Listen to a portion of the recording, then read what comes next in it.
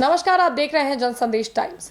लोकसभा में सरकार रोज कुछ ना कुछ लिखित रूप में देकर चौंकाती है। पहले देश की नागरिकता छोड़ने वालों की संख्या में इजाफे का लिखित ब्यौरा पेश किया, फिर कश्मीर में आतंकी घटनाओं, एनकाउंटर्स और शहीदों और आम नागरिक की हत्याओं का लिखित ब्यौरा दिया।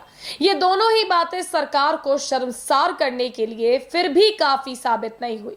फिर सरकार ने बीते कल संसद में एक और लिखित घोषणा की।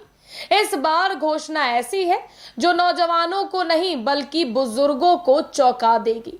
ऐसा इसलिए क्योंकि ये भारतीय रेल से सफर करने वाले वरिष्ठ नागरिकों और खिलाड़ियों के लिए बुरी खबर है।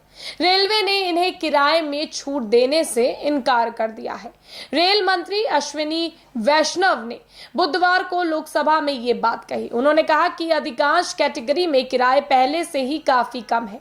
उन्होंने कहा कि बुजुर्गों को मिलने वाली रियायत से रेलवे को वर्ष 2019-20 में अतिरिक्त 1667 करोड़ रुपए का खर्च उठाना पड़ा। इसी तरह बुजुर्गों को मिलने वाली रियायत से 2018-19 में 1636 करोड़ रुपए का अतिरिक्त खर्च उठाना पड़ा था। मतलब औसतन 1650 करोड़ के आसपास। ये आंकड़ा ध्यान में रखिएगा क्योंकि आगे कुछ ऐसा बताएंगे जो इस आंकड़े से भी बड़ा और चौंकाने वाला होगा।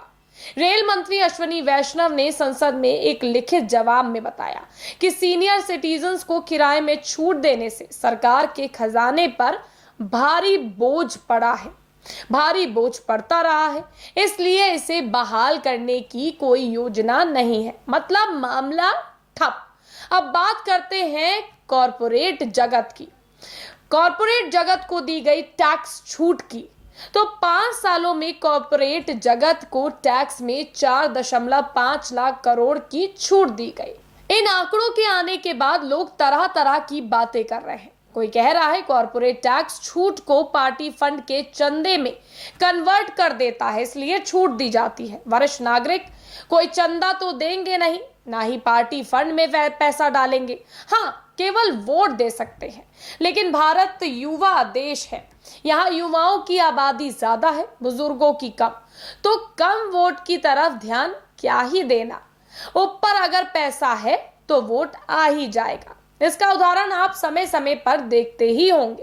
खैर, आज संसद सत्र का एक नया दिन है। आज क्या कुछ नया और लिखित घोषणा होती है फिर आप तक जरूर पहुंचाएंगे। तब तक के लिए मुझे यानी कि कीर्ति को दीजिए इजाजत। आगे जो भी खबरें होंगी उसको आपके सामने हम तत्काल लेकर आएंगे और उन खबरों को सबसे पहले देखने के लिए हमारे चैनल को सब्सक्राइब और बेल आइकन प्रेस करना मत भूलिएगा। वीडियो पसंद आया तो लाइक और शेयर भी करिएगा और कमेंट के जरिए अपनी राय जरूर रखिएगा कि इस बार बुजुर्गों की जो रियायत थी जो उन्हें रेलवे में मिलती थी उसको भी अब सरकार ने बंद कर दिया है क्योंकि भैया बोझ अत्यधिक पड़ रहा था।